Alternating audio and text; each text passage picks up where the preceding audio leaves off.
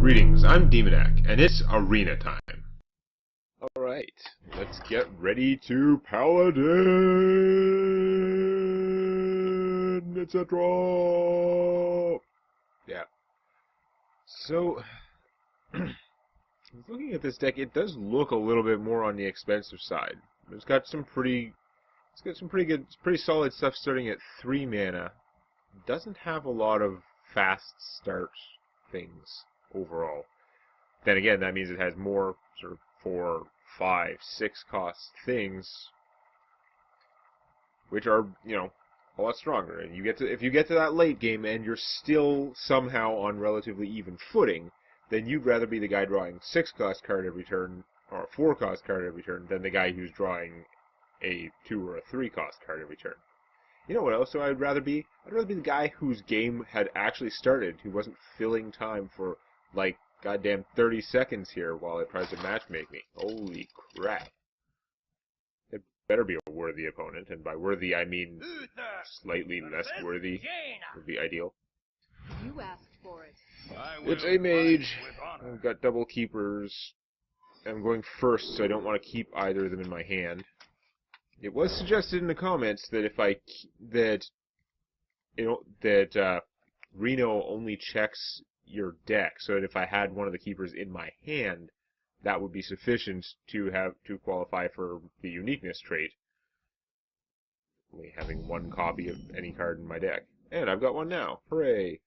Again, early game Noble Sacrifice is pretty weak sauce, but I'm going to do it anyway because what else am I going to do? Nothing seems like a poor alternative.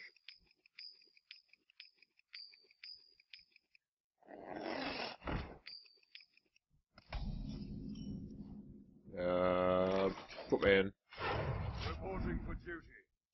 He may get shot, but if he gets shot, that means my opponent's not playing a spell. She's going to attack first, which is smart, because now she can actually shoot my guy so that I can't just kill the worm. Whereas if she tried to do something else first, it may have been wasted effort. Or she might let me kill the worm. I guess she didn't care. Fair enough. Actually, I don't even have to do that. I can do better, because I can make him a 2/1 and kill the fairy dragon. Yeah. Bet that was your plan. I am not a morning person. Okay. Now what to do is an interesting question. Fall dear. Consecrate, I could kill everything, but is everything worth it? Like, I hit her for 2 and Consecrate, is that really even worth my time? I don't know. I could kill that. I don't even need to bubble him, it's kind of pointless. Playing her right now is kind of a waste. I'm gonna make a footman. Reporting for duty. It's a horrible waste of a bubble, but I am going to... No, I'm going to bubble this guy after attacking. I'm going to kill that because it's only 1 damage. I'm not going to waste the bubble on it. And then I'm going to bubble it. Haha! The bubble against a mage is going to get shot off if it matters anyway. If it doesn't matter, like if it's just going to get killed by a 1/1 imp, well, then it doesn't matter via the transitive property. Not even a transitive property. It's self-evident. I forget the property for A equals A. Glory to the Sindor. It's usually me. Oh, God damn. As if you have that. Fight me. Yeah. When people start referencing the property that A equals A, usually it means you're watching something that's too far up its own ass. The real question is, does this video now qualify? Okay. So I can turn him into a 3/3, or I can turn him into only a 3/3, which would be okay. I could pump him to the max. Get that. That's not great. So still take him to finish it. I could make another one. I wonder. The problem is he's gonna get. Yeah, he'll just get killed if I do that. Like, I can make him a 5/2, but if he's just going to die, it's kind of annoying. I could shrink him, but then I'm not going to have that much of an advantage. I'm just going to shrink him. Let none may steal our souls. Fine. The battle! This is my responsibility. You can't Fire Blast them both in the same turn. I mean, Fire Blast them both eventually if you leave them alive that long. Against a mage, I definitely, like, it's going to be hard to get a clear board for him, which I always want, and I gotta have to definitely have the mana to pump him right away. Okay, so you're going to do that. I could Consecrate, take your guy out, I would lose her. Not the... I mean, I would only lose her if the opponent spends 2 mana shooting her. It's not the end of the world. I could also just... I could buff her with the thing, but then he'd still be out there to get her killed, so that's not going to work out better. No, we're just gonna... I'm gonna Consecrate this. It's probably a waste. But, bam. And I could make a 1-1, but we're gonna Frog instead. I may regret not having used that when I run out of cards, but for now I need more firepower on the board, especially since my only minion could get killed like that. Exactly like that. The Makers! Etc. Okay. Frog can do a lot of damage to him. Is it enough, though? I mean, I could just kill the frog if I'm really worried about it. That's a good plan, actually. Let's just kill the frog. If I'm going to do this...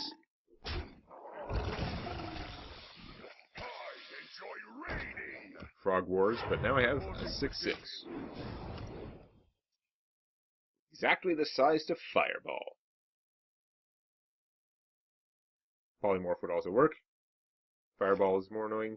Yeah, it was not exact. It also cost more mana, so hooray. Not an ideal turn of events, but now that thing isn't around for the Boulder Fist. I mean, Raider is much more threatening than a Boulder Fist. The Boulder Fist isn't going to keep gaining hit points. So, she's still better off that way, but if she has a Fireball in her hand, it's slightly more annoying. Not really, it's just a good Fireball and shot. Doesn't matter. For the crusade! Someday will I ever get stuff going. That is a big dude. I mean, if I buff this guy, he's just going to get shot afterwards, but I think it's probably still worthwhile to get that 6 damage through. I gotta start making progress somewhere. Again, bubbles aren't as valuable as the mage as in other places. And I'm gonna go... You do him, and then I would have a taunt out there, but I mean, it's a taunt that still just dies to that. Same difference. So no, we're gonna go like this. I gotta get more use out of my 1/1s to counteract the great use that she's gonna get out of her Fire Blast, because the Fire Blast is bad for me with my bubbles. Hopefully it just doesn't have any more friggin' Bubble Knights. Oh my god. That is incredibly terrible. That's basically game over. No matter what I do, I am about to get crushed. Like, flat. She's going to summon an entire board full of 3/3s, probably. But she could also just give him +10/+10, or do 10 damage randomly to my guys. Awesome. Killing him is impractical. I mean, I could use the bubble to do 3 damage to him, but the other 4, I'd lose this guy, or no, there's just no winning. The battle. So, we're gonna do stuff. I'm gonna hang on to him. I mean, it's not gonna do me much good, but I feel like spreading you guys out is a little bit better.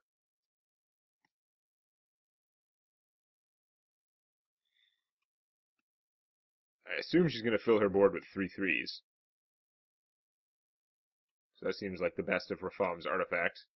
The mirror of board full of 3/3s. I don't even remember the name of the, like... He's got, like, the Green Lantern. I don't remember the name of that thing. Oh, he's not even gonna do it. She's not even gonna do it yet. She's gonna hold on to that trump card, because she can decide later, right? She could use it for the kill, if she has a minion that can get through... Yeah, if either of these guys is alive, she can hit me for, like, +10. However, she has 12 hit points. I am only 1 damage short.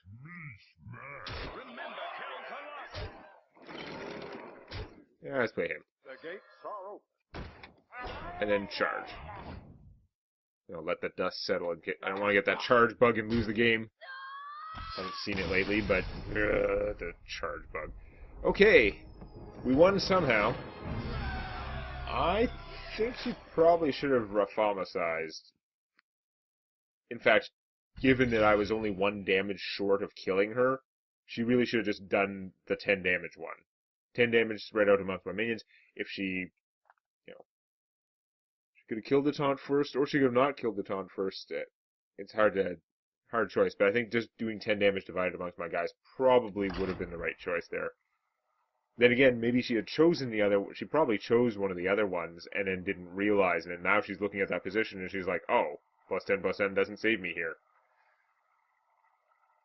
The 3/3s wouldn't even have saved her. So, hooray. Alright. 2 wins. No losses, but it's early yet.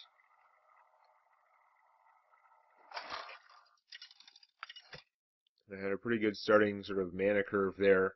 One of these games, I'm going to get super... Another mage. Just like, I get through a mage, and I'm like, oh my god, I somehow defeated the mage. It's like, what does it do? More mages.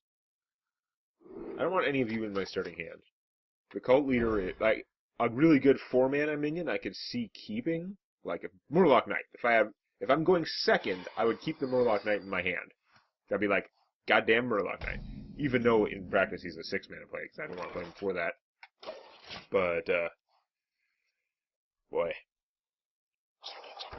But just certainly the cult leader is not that, like, super 4-mana guy that I would want to keep for that. This is too big to shoot directly, so we're going to try it. If she just blows it up, there's a chance it'll do 1 damage to the snow globe, and then I can take him out with the bluegill if I have to.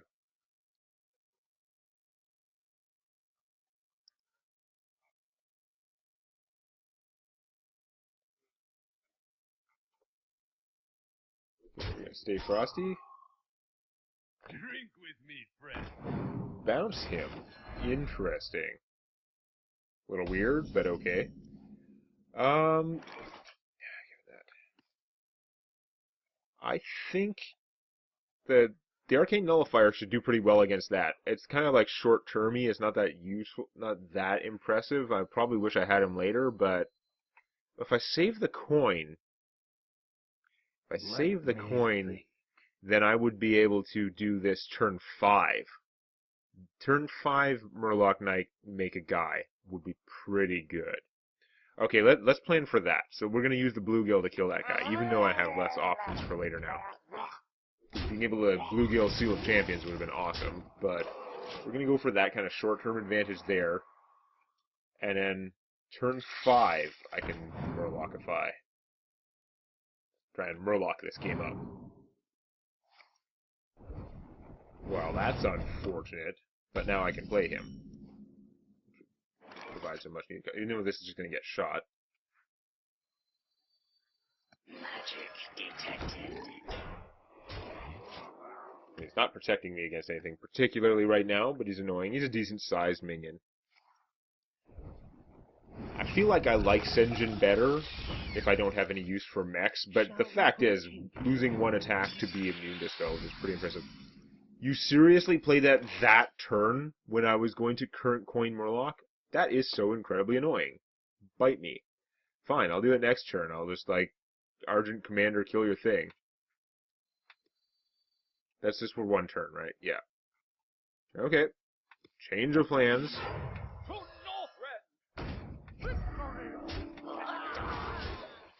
A bubble with charge is especially, like, relevant against the mage, because normally the mage has absolute control over whether she wants to shoot off the bubble or not. Ow, that's why she saved him. She didn't want to lose him. Wow, that was surprisingly good for me. So I can use him to kill that. Like, I can't believe that didn't hit this guy. At this stage of the game, I'm totally willing to take all that damage. I wish I had competitive spirit right now. I'm a little bit shy on that, but we're gonna Murloc Knight, see what I get, and then pretty sure we're gonna kill that dude. Reporting for duty. Of course. Because remember what happens every time my opponents play a Murloc Knight. They get a 0-cost Murloc who sucks. That is exactly what happens. They don't always get one of the best 4 Murlocs.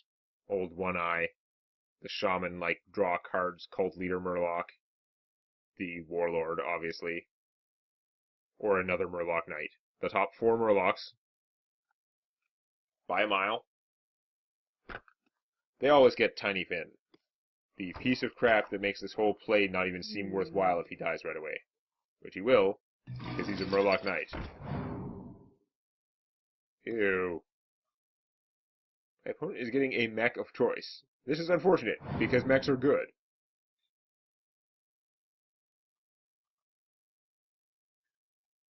You freeze him, I'll take you out with Tiny Finn. But not actually him. There's as much chance that I'll get something out of him that would boost Murlocs as there is that I'll draw the guy that boosts these, so I might as well keep the Murloc.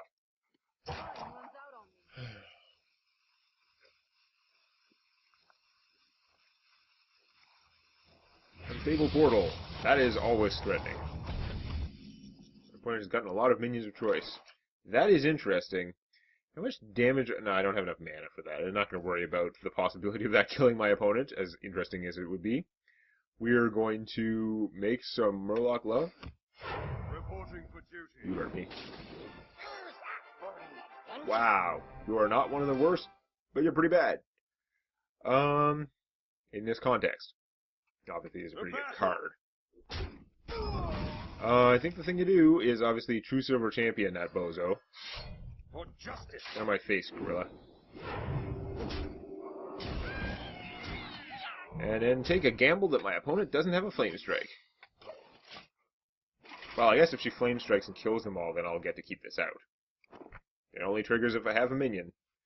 If she knocks me down to 1 minion, then I'll be sad. You want it? I got it. Ethereal Chondroplasty. That's not good.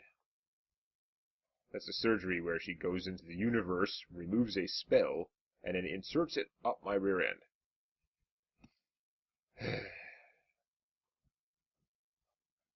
He's thinking a lot. Does that mean they're all really good? Or does that mean they're all really bad? Probably means 2 of them are really good, and the other one doesn't matter because 2 of them are really good. I can do a lot of damage, though. She's at 16. It's clobbering time. It may, in fact, be clobbering time. Oh. Yay! 8, 9, 10, 11, 12, 13.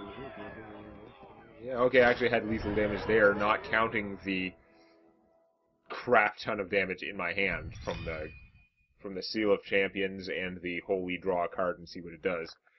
Okay, 3 wins, no losses. I can't say this is already automatically better than the last couple runs, because technically I could lose 3 in a row and it would be on par, but it's looking a little better, and we'll see how consistently I can draw my 2-cost guys, which is a pretty important deal, next time. Please click the like button before it clicks you. And check out Tales from My D&D Campaign on youtube.com/Demonac.